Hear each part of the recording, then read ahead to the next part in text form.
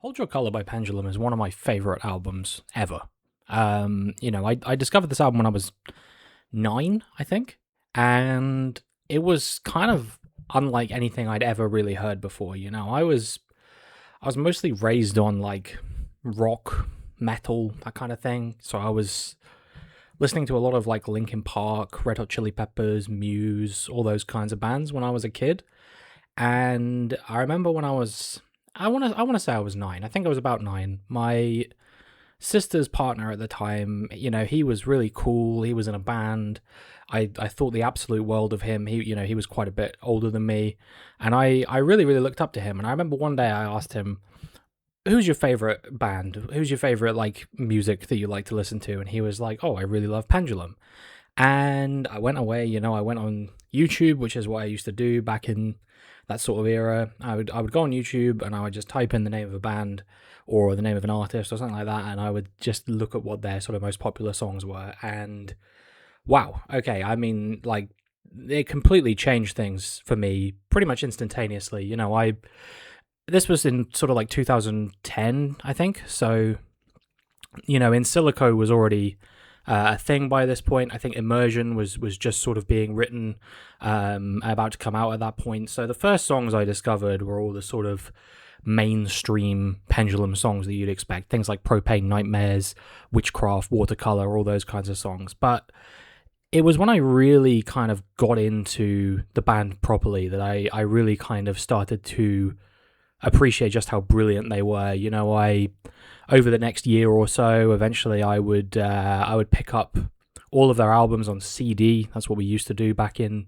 those days before music streaming had really taken off. I had a CD player in my bedroom that I distinctly remember. I would just spin records on. I would literally just like sit there and just listen to music. I wasn't even doing anything else. I didn't have a TV or anything in my bedroom. It was literally just a CD player. I would listen to my CDs on, and I just remember being so blown away by Hold Your Color the first time I listened to it all the way through. It's kind of hard to kind of put myself back in that mindset now. It's been like 16 plus years since the first time I discovered this album, and just by some sort of sheer coincidence, as I'm recording this, the album is just turning 21. If I'm right on the day that this video is coming out, I actually think this is coming out on the album's 21st birthday. So I kind of thought, well, what better time than now to talk about the album and the impact it had on me, and how someone that was raised on a diet of mostly rock music, and I was into some sort of big beat stuff around the time that my parents were into, like The Prodigy and Chemical Brothers and stuff like that as well. But I was mostly let's say eating a diet of sort of indie rock and new metal and stuff like that. I used to watch Kerrang and all those kinds of sort of edgy TV stations that used to just play music. So I feel like this album kind of met me in a really nice middle ground between, the sort of rock I was into and the metal music I was kind of into at that age, without necessarily going too far into electronic music for it to be like too far away from me. And that's actually something I find really interesting about this album, and then Pendulum's later two albums, In Silico and Immersion as well, is that, to be honest with you, as far as I can see, in sort of more traditionalist electronic music scenes, they are a bit kind of panned almost. I was looking up various things to do with this album in preparation for making this video, and I was looking on Reddit, and someone was saying like, wow, I just discovered Hold Your Color. I can't believe I'd never heard this album before. It's amazing. And like a bunch of the comments were from people saying like, actually, I don't think this album is that good. You should go and listen to, Goldie or The Prodigy's Experience, or, even some slightly more left field stuff that kind of, I would say, doesn't really sound like this at all. Things like Amon Tobin and stuff like that. And don't get me wrong, I love Permutation, I love Timeless, I love Experience. All of these old sort of classic drum and bass records I think are fantastic. But this album, I think, kind of scratches an itch that no drum and bass album that came before it had really ever managed. So I think it's kind of important to sort of start at the beginning when it comes to Pendulum. And I don't like these video essays where people are like, so the first thing we have to do is talk about the invention of the synthesizer. So we're not going to do all of that crap, but I do think it's important to talk a little bit about the history of Pendulum. They formed in 2002. It was in Australia, in Perth at the time. It was just three of the members of what is now a five-piece. It was Rob Swire, Gareth McGrillen, and Paul Harding, who was also known as El Hornet around that time, but I think nowadays does tend to go more by Paul Harding. And they were kind of inspired by this sort of drum and bass jungle scene that was popping up predominantly in the UK at the time, but it definitely wasn't only in the UK that this music was popular. Obviously, it had exported its way all the way over to Australia at this point, and they were sort of massively inspired by this kind of thing, having mostly sort of grown up playing in sort of rock and metal outfits, that kind of thing beforehand, particularly in the case of Rob and Gareth. And they wrote some sort of early songs when they were over in Australia that got very, very popular, particularly in the UK, where this genre had a bit more of a market for it. So songs like Spiral, as well as Vault, which was one of their very early songs, and then they would go on to write Another Planet, Still Grey, Voyager, Massacre, all of these different songs that were sort of early Pendulum classics, I suppose. A few of them did find their way onto the album in the end. And then it was, as far as I understand, it was DJ Fresh, actually, who you might know from the song Gold Dust, which is a fairly popular drum and bass song that came afterwards. He basically let them come and live in his flat in London. So they up sticks, moved to London, and they start sort of frequenting the clubs in the sort of London dance music scene at that point, and they decided they kind of wanted something that was made for those kinds of things, more than the sort of underground warehouse raves that were kind of largely sort of pushed out of the culture by 2005. There was a big crackdown on it during the John Major administration of the sort of early to mid 1990s. So a lot of that stuff was a lot more fringe now, and people were consuming dance music a lot more in clubs in London around this time. So they wanted to make something that could be played in clubs like Fabric and things like that in London. And I think they kind of realized that the typical sort of drum and bass sound was maybe a little bit too abstract, I suppose, and this is something that Rob Swire has since confirmed in interviews. He had a big, I don't want to say it was a beef necessarily, but there was definitely a disagreement with Goldie that kind of flared up in the media, that I distinctly remember. He kind of came out and said, yeah, I didn't really like drum and bass at first because I listened to Goldie and I thought it was all about space and his mum and that kind of thing, and I thought that was quite funny because Goldie is don't get me wrong, I think Timeless is a great album, but he is a very interesting character, and I do think it was very telling that, like a lot of the genre purists, I suppose, of that era, he was actually quite critical of Rob Swire and Pendulum's music more broadly for kind of having too much of a commercial sound. But I think they kind of realized that in order to get this genre pushed into the clubs and into the mainstream, it kind of needed to take on a bit of a sound that was, I suppose, more accessible for the clubs at that time, and it was all about sort of these, thunderous, loud drums and these pulsating basses that kind of cut through anything, these, quite harsh, like, synth melodies, all these kind of things. They were not hallmarks of drum and bass as a genre, particularly back in those days, and it's kind of weird to think about that now, as if you're somebody that's into modern drum and bass music, because you hear me say that and you're like, that just sounds like drum and bass to me, but it definitely wasn't the case so much back in the 1990s. I'm not going to say it wasn't, because it absolutely was, but it wasn't as characteristic. It was very much kind of more of a vibey genre, I suppose. Lots of sort of atmospheric pads, These sort of more kind of low key, chilled out kind of drums, I suppose. They were still, heavy in places. And I think of artists like Christoph the Babylon and artists like that who were making quite heavy drum and bass music in the 1990s. But it was Pendulum who kind of pushed this like very recognizable two-step kind of sound into the mainstream on Hold Your Colour and later on in Silico as well. So yeah, they kind of took the foundations of drum and bass music as it existed at the time, but then the influences on Hold Your Colour are so far-reaching. It's kind of crazy to think about how many different ideas are being incorporated in this album. You've got your kind of spacey, atmospheric, synthy kind of influences from early drum and bass. You hear that on the more sort of liquid inspired tracks on the album, songs like Sounds of Life and things like that. You've got the sort of classic jungle inspired sounds with the heavy basses and that kind of thing.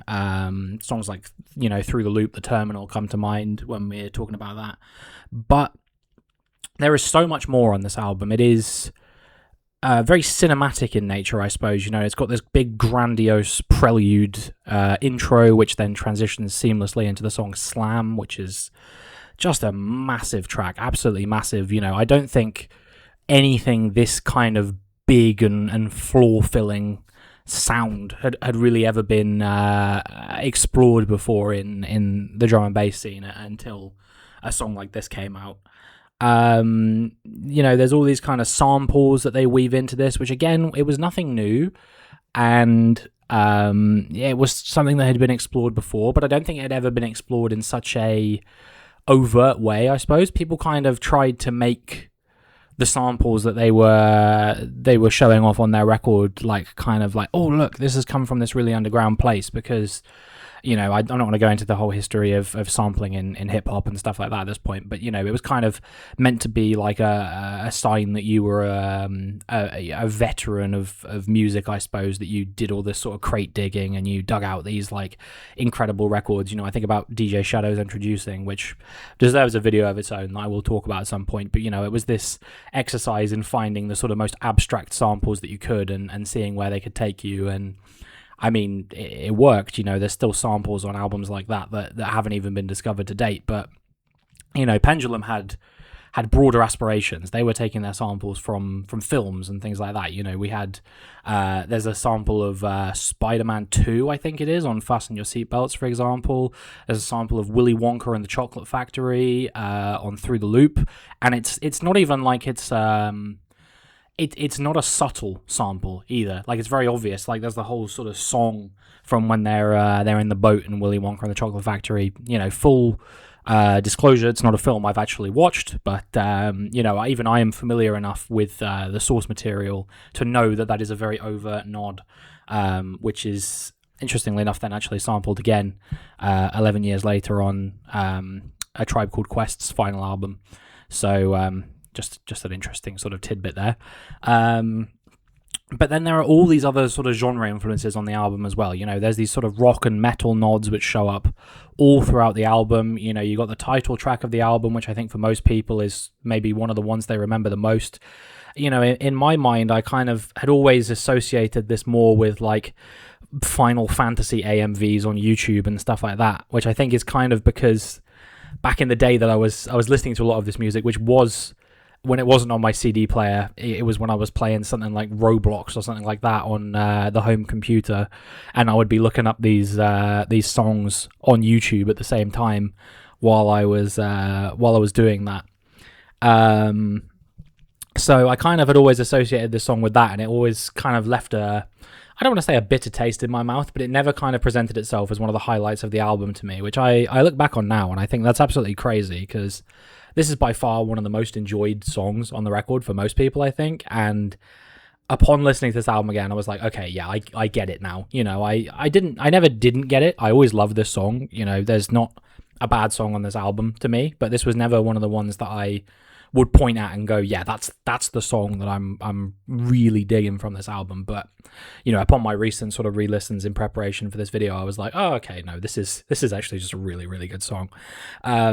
It features Rob Swire's singing, which is one of the first times on the album that really crops up, and it's kind of interesting because you do kind of think of him as the front man of the band, I suppose, but back in this sort of era, he wasn't really singing as much on the album as he would then kind of go on to do on the next two albums, and obviously on the most recent one, Inertia, as well, which came out last year.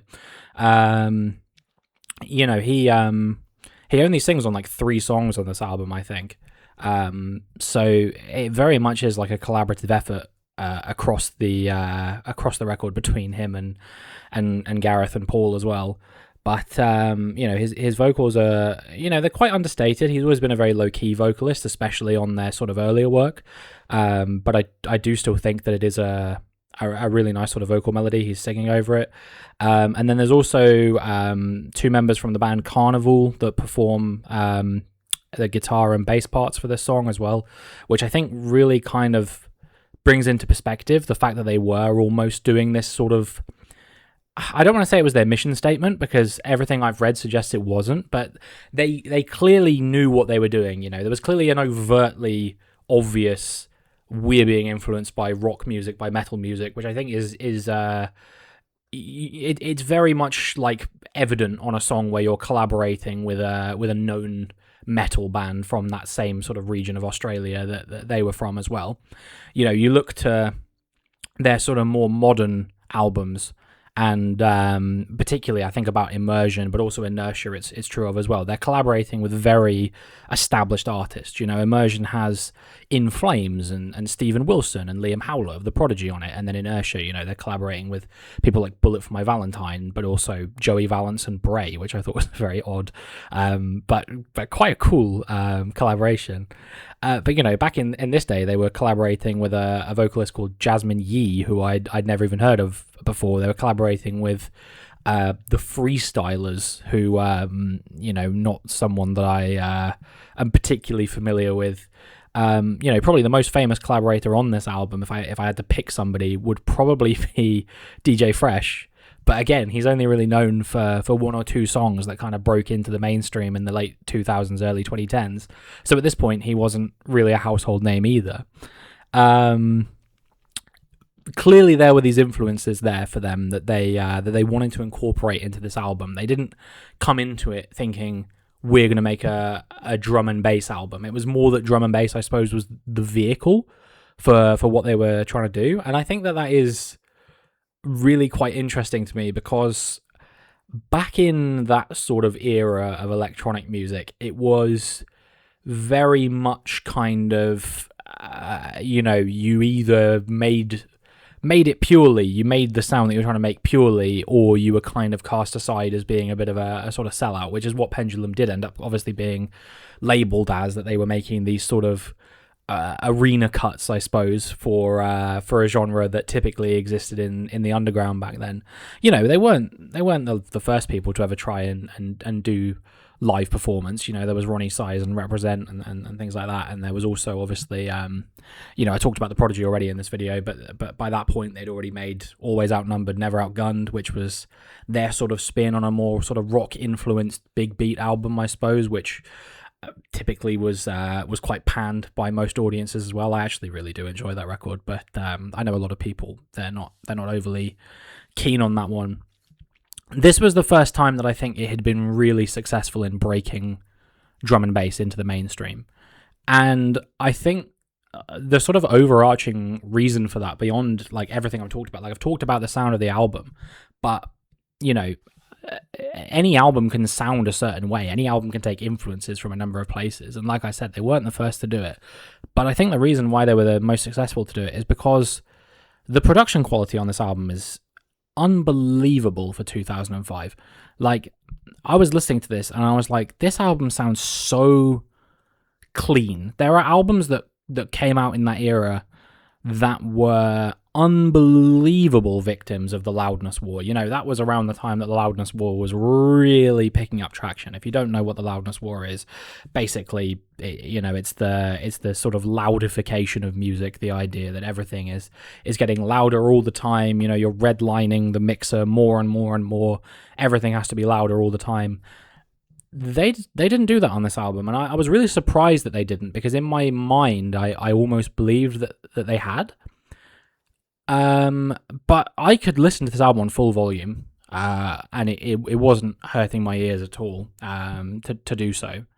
So yeah, the production on it still sounds modern to this day. There are multiple tracks on there, like the title track that I was talking about before. Sounds of Life comes to mind again. A track like Streamline, for example. Even the sort of heavier tracks on the album. I've named a lot of the sort of more kind of low key, softer cuts on the album, I suppose, if you want to describe it as such. But even the heavier cuts on the album, they still hold up really well, because they are not like difficult to listen to. You can enjoy the production on them, and you can enjoy the musical ideas on them without being like, oh, okay, but it sounds a bit dated now. That's not to say that nothing on the album doesn't sound dated. I think about the song Girl in the Fire, for example, with the Talkbox synthesizer, which I do think has a bit of an odd charm to it, but I can see how someone that didn't listen to this album 16 years ago, or even longer than that, 21 years ago when it first came out, I can see how if you were visiting the album for the first time today, you would hear that and you'd go, Christ, that sounds tacky as hell. Which is fair enough. But I do quite like that song. It was one of my favourites. I have distinct memories of particularly that song, but also Out Here, which is one of the more sort of breakbeat songs on the album rather than straight drum and bass. I have distinct memories of playing old Flash mini clip games while listening to those songs on YouTube, and that just brings back like pure nostalgia for me. So I guess for me, maybe they're more sort of nostalgic sounds, but maybe for someone that wasn't hearing it was hearing it for the first time in a more modern context, maybe they'd look at that and they'd go, nah, that's clearly a remnant of 2005.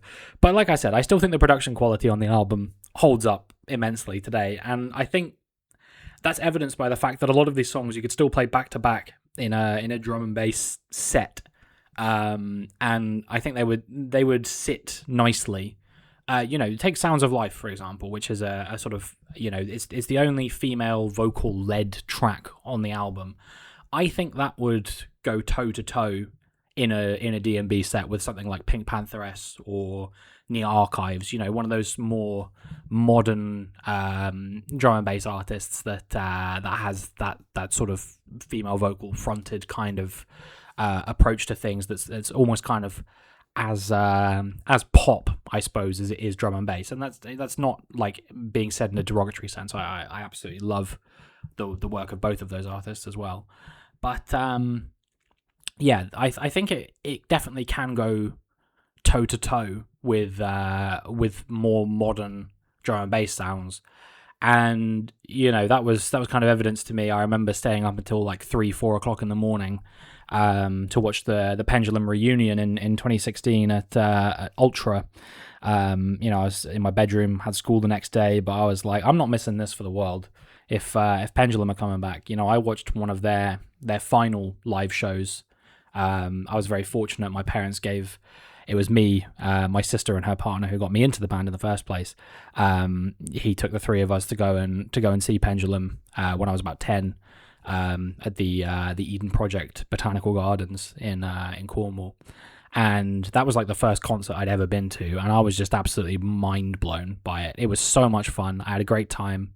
I was blissfully unaware of any idea of concert etiquette or anything like that. I sat up on the banks of the Eden Project, far away from all the mosh pits and all that kind of thing, and I was just sat there, eating pizza out of my backpack and stuff like that, and it was a great time.